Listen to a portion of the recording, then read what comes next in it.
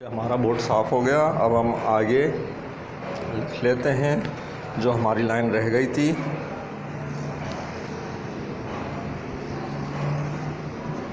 फिर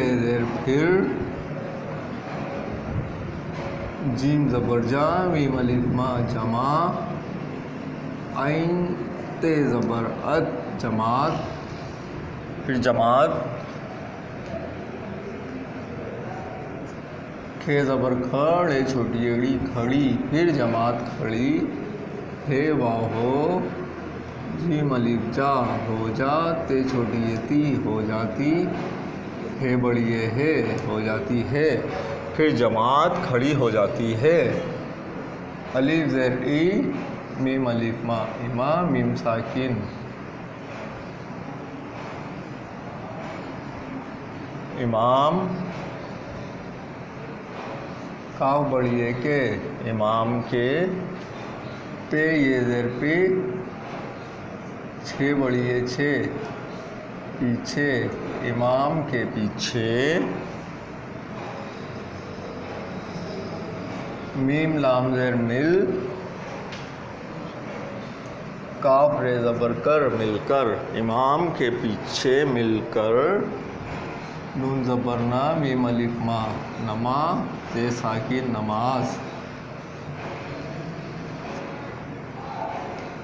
पेड़ पढ़ नून बड़ी है ने पढ़ने काफ वाव को पढ़ने को।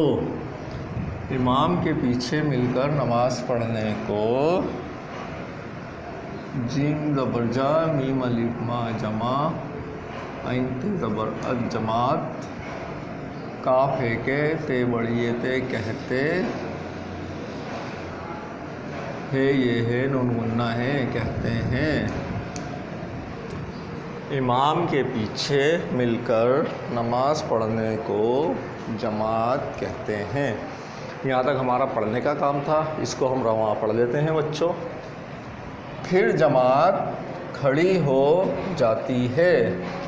फिर जमात खड़ी हो जाती है। इमाम के पीछे मिलकर नमाज पढ़ने को जमात कहते हैं। इमाम के पीछे मिलकर नमाज पढ़ने को जमात कहते हैं।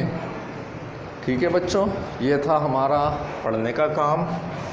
अब हमारा लिखने का काम है बच्चों। आप लोग कॉपीज़ निकाल लीजिए और सीधे हाथ पर थोड़ी सी जगह छोड़कर लाइन खींच लीजिए।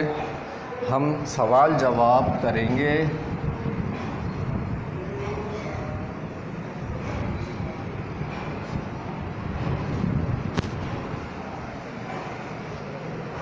आप बिल्कुल ऐसे ही अपने पेज के ऊपर यहाँ मस्जिद लिखेंगे और यहाँ पर पहले सवाल के लिए सीन डाल देंगे और जो मैं सवाल लिख रहा हूँ वो कॉपी कर लेंगे। ठीक है, तो हमारे पास जो पहला सवाल है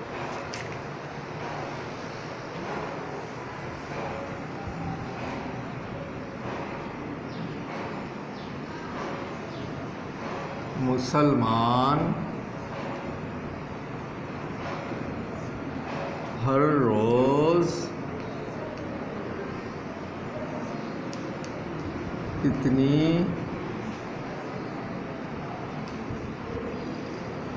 नमाज़ें पढ़ते हैं। मुसलमान हर रोज़ कितनी नमाज़ें पढ़ते हैं। जवाब का जीम लाइन के इस तरफ डालकर जवाब लिखेंगे। मुसलमान हर रोज़। अच्छा बच्चों, अगर किसी बच्चे को लफ्ज़ पढ़ना ना आ रहा हो तो आप इसकी हिज्जे कर सकते हैं। हिज्जे कैसे भी पढ़ते हुए, क्योंकि ये हम सारे अल्फाज पढ़कर निकले हैं इसलिए मैं अब इसके हिज्जे नहीं करा रहा। हम लोगों को पढ़ते हुए थोड़े दिन हो गए हैं। अब आप क्या करेंगे, मैं पढ़ाते हुए तो हिज्जे करा रहा हूँ और यहाँ पर हमारे पास वही अल्फाज क्योंकि इस्तेमाल हो रहे हैं। तो आपने क्या करना है, अगर आपको रवानी से पढ़ना नहीं आ रहा तो आप उसे हिज्जे करके लिखेंगे, लेकिन पढ़ पढ़ कर ही लिखेंगे। ऐसा कोई नहीं करेगा बच्चा कि बस सिर्फ कॉपी करता चला जाए। मुसलमान हर रोज़ 5 नमाज़ें पढ़ते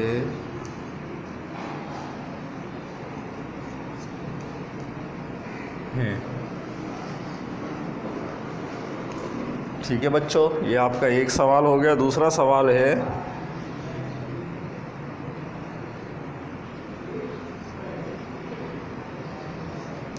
जमात की नमाज किसे कहते हैं?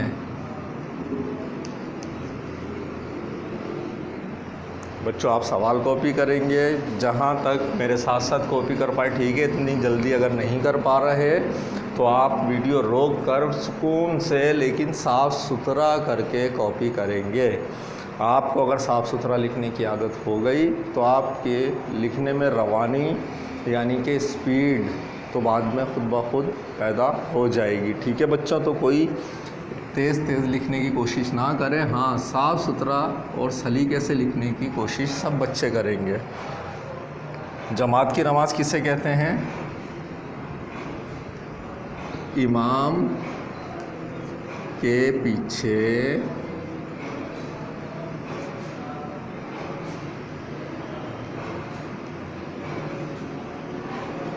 मिलकर जो नमाज अदा की जाए उसे जमात की नमाज कहते हैं। ठीक है बच्चों, देखें आपकी जो किताब में लिखा था वो भी बिल्कुल बात तो यही थी, लेकिन लिखा किस तरीके से था?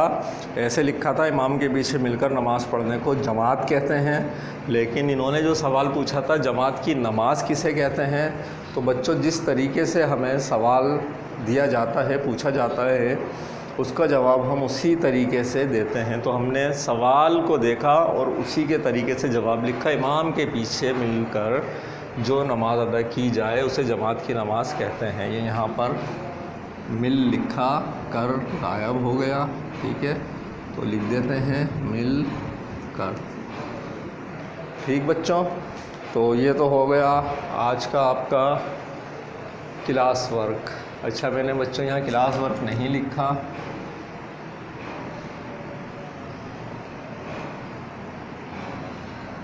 इसका मकसद आपको एक लाइन मज़ीद छोड़नी पड़ेगी। अच्छा, अब होमवर्क है, होमवर्क लीजिए।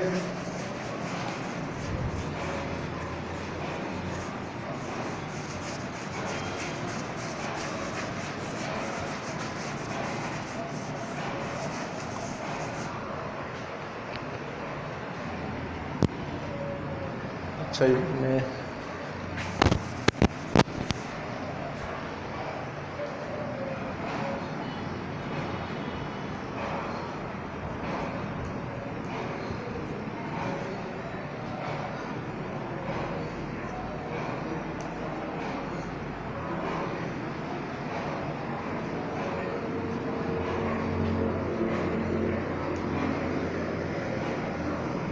पढ़ाए गए सबक की रीडिंग करनी है। पढ़ाए गए सबक से मुराद जितना सबक हमने आज पढ़ा बस उतने ही हिस्से की हमें रीडिंग करनी है। ठीक है बच्चों, इस सबक का बकिया हिस्सा जो है उसमें से कुछ अगले लेक्चर में पढ़ेंगे। अगले लेक्चर में आपसे मुलाकात होती है। अल्लाह हाफ़िज़।